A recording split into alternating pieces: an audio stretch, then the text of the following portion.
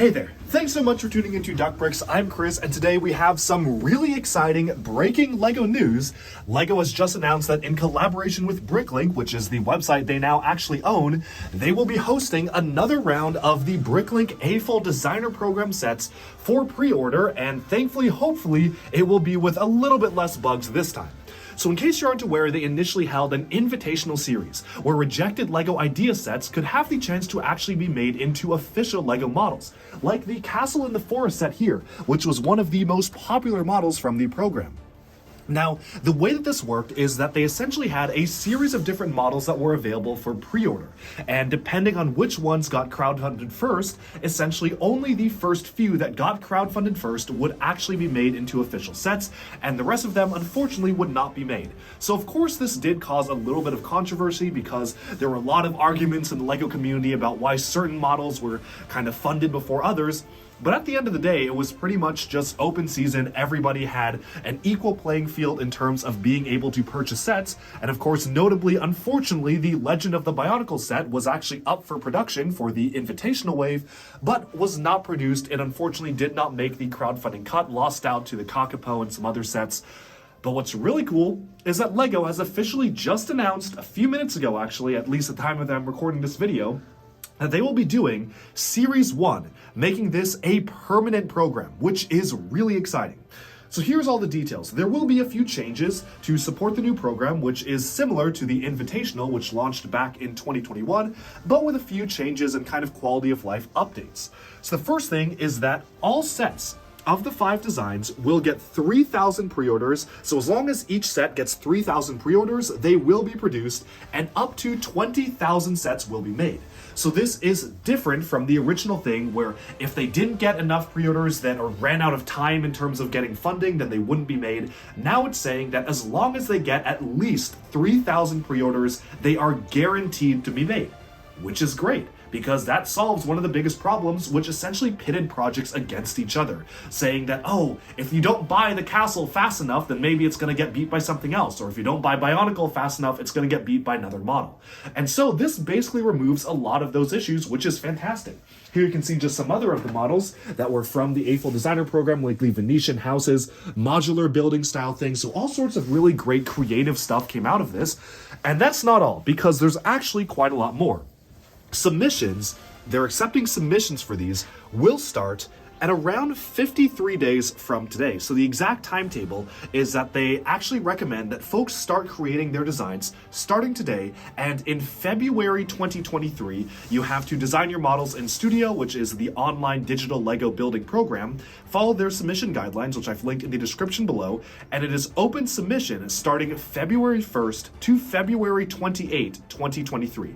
This is a 4-week window to submit your models. So instead of it previously being based off of rejected ideas projects, they're basically opening it up to any sort of mock. If you want to build a Bionicle system mock, throw it in there, please do it, because then that could mean it could get crowdfunded and be made into a LEGO set. If you want to do something with Ninjago, like let's say you want to make Borg Tower, seems like you can do that. So there's a lot of really amazing potential here. Now from there, crowd support starts March 7th to March 31st. In that case, Bricklink members vote for their favorite submissions. Now, they specifically state that this crowd vote will weigh in alongside the Bricklink Designer Program's internal selection criteria and quote-unquote influences the designs chosen for crowdfunding. So essentially what they're saying here, the long and short of it is that at the end of the day, the team is going to decide which designs get crowdfunded. Even if they get a ton of support, they may not actually make it, but your support will quote-unquote influence their decision, and I'm sure if there was a lot of support for, say, a Bionicle reimagined model made out of system, or a Ninjago model, or even something like Classic Space or Castle, then they'd weigh that into making their decision, which is really exciting. From there, the review will last between April to May 2023, and 5 designs will be announced in quote-unquote late May 2023. These will be the 5 Series 1 designs, and they will work with the fan designers from there to prepare them for production. Now this is going to take a while because it takes a lot to go from a digital mock to an official LEGO set. You see, most LEGO sets actually take a couple of years to be made, and that's why, starting in May 2023, they will announce the designs, but crowdfunding will not start until 2 years from now, February 2024. So it will be basically an entire year-long process to be able to have these sets made for crowdfunding, which I guess makes sense because it is a similar timetable to some of the other models, and it certainly does take a lot of time and effort to design a set, especially for an official LEGO designer to actually take somebody's studio model and say, okay, how do we actually realistically make this into a LEGO set? So again, crowdfunding will start February 2024, and that's a pretty long way away, but I would recommend you start building now because submissions are only open in a few months. February, essentially the entire month of February, is when submissions are open, and that is the only time that you can submit. So if you want to build something that you might want to actually be made into an official LEGO set, this is a really easy way to do it without having to go through all the campaigning of LEGO ideas and getting support and getting rejected. This is a really cool pathway for people to do that. And so finally, February 2024, Bricklink users and LEGO users can pre-order their favorite sets with a limit of 2 sets per household. Ooh, that's gonna be interesting because they usually had the limit to 1. When the limit was 5, the castle sold out in literally 30 minutes. So we'll see if the 2 sets per household limit will actually work.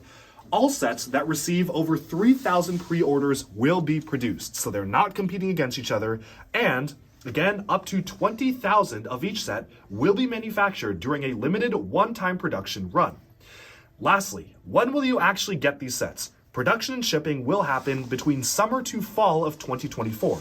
They'll produce the sets in the LEGO factory, and orders will begin to ship or be ready to ship approximately 6 months after you pre-order. So you have to place your pre-order and wait half a year for you to actually get the sets.